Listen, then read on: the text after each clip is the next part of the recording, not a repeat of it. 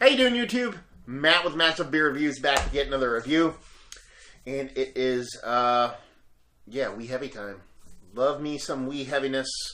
Scotch ales are one of my, I wouldn't say one of my favorite styles of beer, but it's one I appreciate and I'm a big fan of. And combine that with AleSmith, which is the brewery we're doing today, who, I mean, they rarely make a bad beer. Actually, I've never had a bad beer from them. I've had more really great ones than mediocre ones. It's kind of like a recipe for awesomeness. So, as far as what it says in the bottle, it says AleSmith Brewing Company, wee heavy Scotch style ale, 1 pint, 9.4 fluid ounces, 10% alcohol, nice. Brewed and bottled, AleSmith Brewing Company, San Diego, California. Government warning stuff on the side. Refunding stuff on the side. A little sticker that annoys the crap out of me. That was put on there by somebody else. And Great American Beer Festival, 2008 Small Brewing Company of the Year. A Scottish-inspired deep mahogany-colored ale showcases a rich malty flavor profile of caramel toffee, offset by hints of roast and subtle smoke. The complex malt sweetness includes notes of dark fruit balanced by subdued hop bitterness. Wee Heavy is incredibly nuanced in its class all its own in terms of balance and sophistication. It ages very well and will keep improving for years to come. Wee Heavy's complex malt profile lends itself very well to be a host of roasted or grilled meat, vegetable dishes, robust cheeses, salty blues, nutty farmhouse style cheeses, and pair very well with this beer. Serve in a goblet, 50 to 55 degrees. So yeah, there you go. AleSmith always on their bigger beers gives you a little bit of pairing info, which is nice, you know what I mean, for people who are getting into beers and stuff like that. Label-wise, super big fan of pretty much all their bottling and labeling. It's very classic, very understated, very traditional style labeling. Screen printed, really nice. Foil top doesn't suck either. And almost just a hair, about a week and a half under being a year old. For me, that's perfect for a lot of beers, but particularly wee heavies. Balance them out a little bit, and if there is like an overt smokiness to it, which I'm not a big fan of my wee heavies, I like a little bit of it. But if there's an overt smokiness, it kind of just helps balance it out, helps bring that down just a skosh, and just kind of makes it a little bit more drinkable. So yeah, I've actually had this beer before. I'm going to tell you right now, I absolutely forget what it's all about. It's been a very long time. I don't know if me forgetting is a good or a bad thing. Typically it's a bad thing, because if it blew me away, I would remember. But yeah, I could be wrong. It's just a little bit too cold for me. That's the only thing that sucks.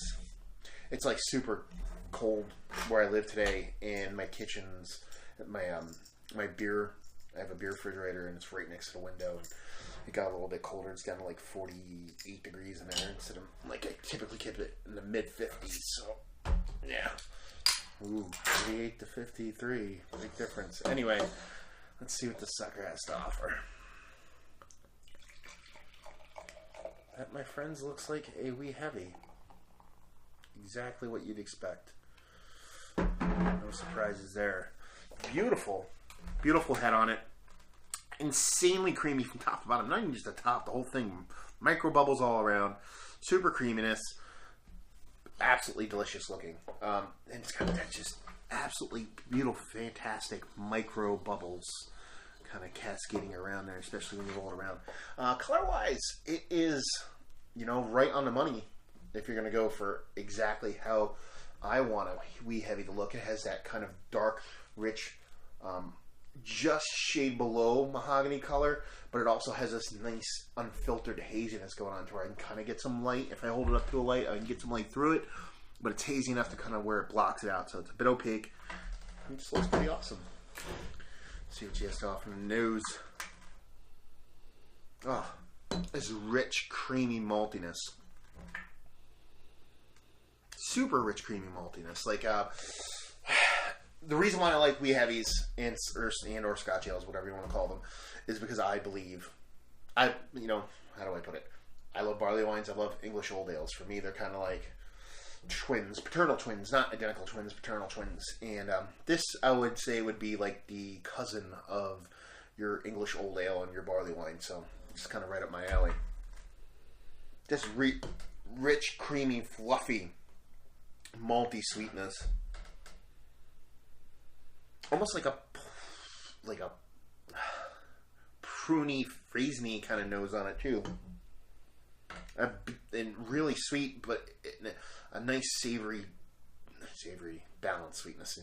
A nice sweetness that's just super balanced and it's not overly sweet. Just smells like I don't get too much smokiness out of this at all. So I'm kind of excited to dive right in, which I'm going to do. So, cheers.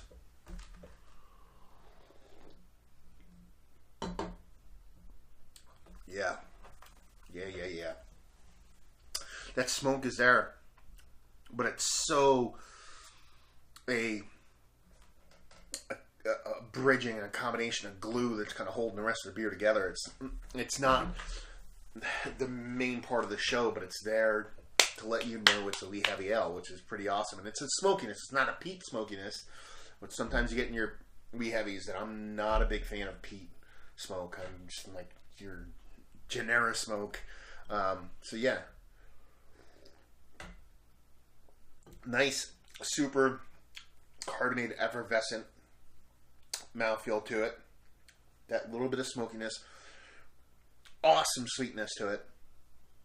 Definitely like a raisin kind of pruny thing going on with your date and your fig, and just a dash of caramel and toffee. I mean, it's literally got the whole thing going on for it, especially for me. Infinitely drinkable, zero booze whatsoever. You're talking about a 10% beer that is this on point and this beautiful without showing a hint of booze. Hats off to you, AleSmith. Yeah, I'm a AleSmith fanboy. I'm going to tell you that right now. I mean, there's some of their beers that just like missed the mark for me. But I mean, when you're talking about their bigger 750s, the foil top ones, their Decadence, Grand Cru, you know, this now, all those, they're just one after another for me. They're absolutely fantastic beers. So yeah, it is a great representation of a Scotch ale, wee heavy, whatever you want to call it, combined with being an awesome beer. Like I always, if I like a beer, I like a beer and I rate it because I like it.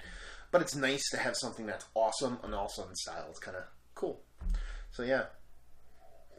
I gotta see that mouthfeel.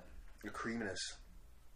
Absolutely fantastic. Finishes clean as a baby's bottom. Well, that can be pretty dirty, but you know what I mean. But yeah, super nice beer, man. Really. Kudos to you, AleSmith. You guys keep bringing it. Rating wise, I'll give it a 93. You know, it's just that good of a beer. Why not give it a 99 or 100? Because I'm weird, and to me, that's a next level score. Like, I think this beer could get a little bit better with time, so gotta leave some room to grow. So 93 overall. Value and availability. This is kind of where AleSmith kicks it up even more of a notch. This bottle cost me $12.99.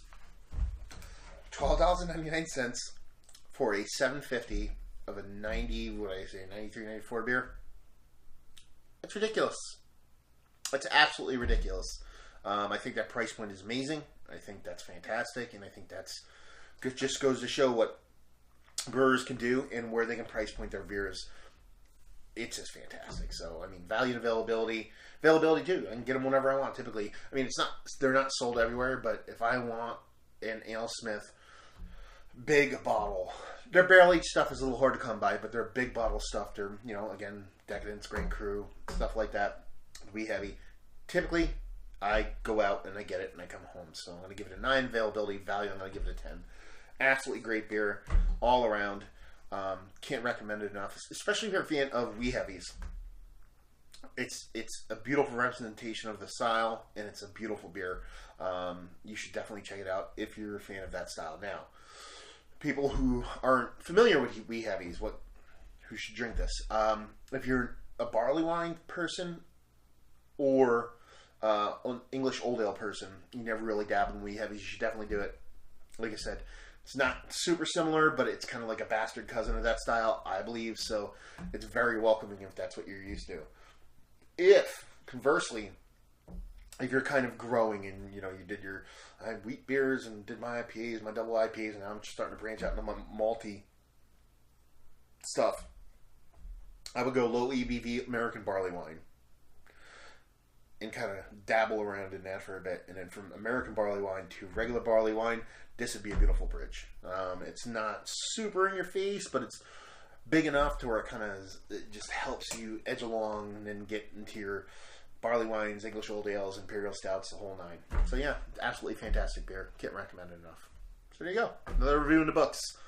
Hopefully you guys enjoyed the review. I certainly did. If you did or you didn't or somewhere in between, please leave a comment in the comment section below. If you'd like to check us out anywhere else on the internet, you can. Facebook, Twitter, Instagram, Untapped. All 4 of those places. Massive beers in all 4 of those places. And yeah, another review down. So hopefully you guys enjoyed the review. Hopefully you're enjoying a beautiful beer like this one. And hopefully see you next time. Cheers.